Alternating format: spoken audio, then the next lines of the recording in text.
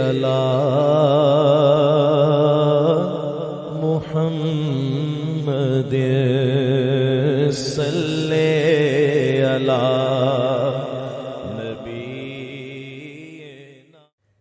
इन्नल्लाह व मलाइकतहु युसल्लूना अलन नबी या अय्युहल्लज़ीना आमनू सल्लु अलैहि व सल्लिमू तस्लीमा। सल्लु अलल हबीब।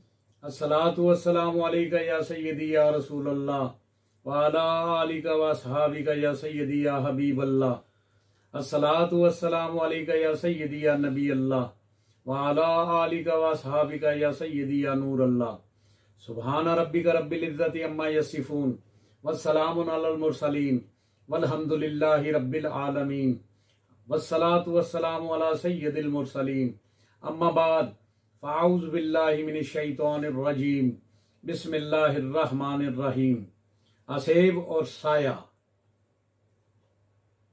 अल्लाह ने इंसान को अशरफुल मखलूकात पैदा किया है और वो मसयूदुल मलाइक है और अल्लाह को अपनी मखलूक में सबसे ज्यादा प्यारा है और इसके नेक अमाल भी अल्लाह के नजदीक उसके मुकाम की तरह और तमाम मखलूकात से ज्यादा महबूब तर और दर्जा रखते हैं।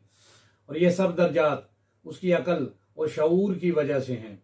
हमें चाहिए कि हम अपने मामलात में अपने रब्बे करीम के हुक्म को और हम सब की जान प्यारे आका सल्लल्लाहु अलैहि वसल्लम मोहसिन इंसानियत और गमखार उम्मत के फरमुदात को नज़र में रखें और इन पर अमल करने की पूरी पूरी कोशिश करें ताकि हम दुनिया और आखिरत में सुकून और इज्जत पाएं।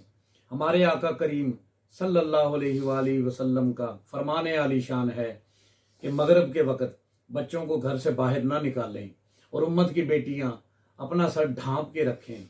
खिलाफ शरीयत आदतें नंगे सर खुले बालों और गीले बालों के साथ छत पर टहलना और बाहर निकलना, किसी सायादार दरख्त के नीचे या चौराहे पर या सुराख में या वीरान इमारत में या कब्रिस्तान में या नहर के किनारे दरिया के किनारे पेशाब करना और कब्रिस्तान में जोर जोर से हंसना, किसी फलदार और हरे भरे दरख्त के पत्ते या शाखें बिला जरूरत और बगैर इजाजत तोड़ना, दरख्त पर पत्थर मारना फल तोड़ने के लिए या खेलते हुए, मस्जिद में ऊंची ऊंची हंसना और लग़व बातें करना, सायादार दरख्त के नीचे गंदगी फैलाना, खुले मैदान में खाना खाते हुए बिस्मिल्लाह शरीफ ना पढ़ना और सब मुसलमानों को दावत तोआम की दावत ना देना और रास्ते में कोई सदका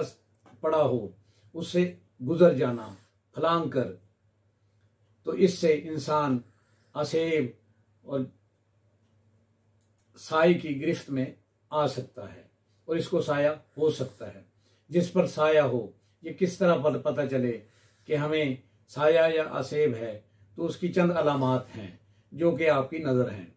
इंसान ख्वाब में अपने आप को किसी बुरे फेल में या नापाक हालत में देखता है।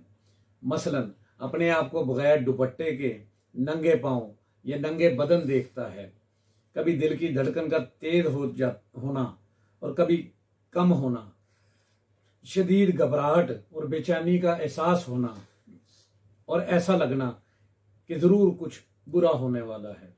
नींद से दबक कर, चौंक कर या झटके के साथ उठना, असेबज़दा शख्स का सर और कंधों का भारी हो जाना, जिस्म पर चिमटियां चलते महसूस होना और हर वक्त थकावट महसूस होना। इंसान हलाल को छोड़कर हराम की तरफ चल पड़ता है, अच्छाई को छोड़कर बुराई करने लग जाता है। 5 वक्त का नमाजी भी नमाज से दूर भागता है, नमाज में दिल नहीं लगता, इबादत की लज्जत खत्म हो जाती है।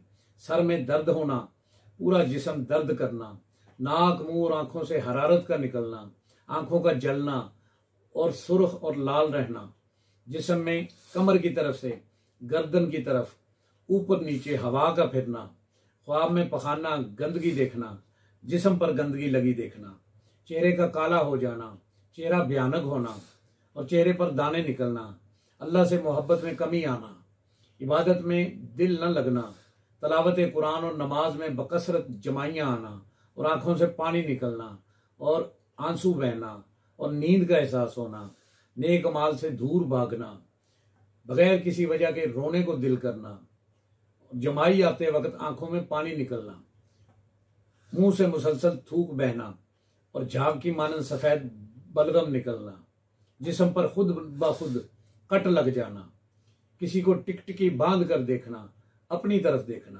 कंधों पर बोझ महसूस होना, दाएं कंधों से गर्दन तक, गर्दन के निस्फ हिस्से तक और बाएं कंधे से गर्दन के निस्फ हिस्से तक दर्द की लहर महसूस होना, जिस्म पर बाल नजर आना और हकीकत में वो बाल मौजूद ना हो, सर के आखिरी हिस्से पर गर्दन की तरफ बोझ महसूस होना, कपड़ों का सतर की जगह से अक्सर फट जाना, सुस्ती, बेचैनी, जोड़ों में दर्द रहना, सर का भारी रहना, किसी खास और मखसूस औकात में तबीयत का खराब होना और हर दिन उसी औकात में तबीयत का खराब होना, खाना खाते वक्त असेब ज़दा शख्स को बदबू आना या कै का एहसास होना, ये सब असेब और की अलामात हैं और साया की अलामात हैं।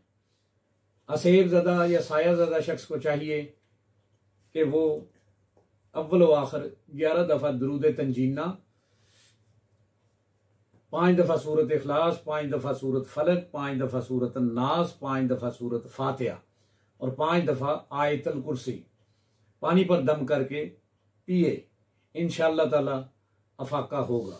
और इसके अलावा फौरी तौर पर किसी कामिल दरवेश से रब्ता करें ताकि जादू से जान छूटे।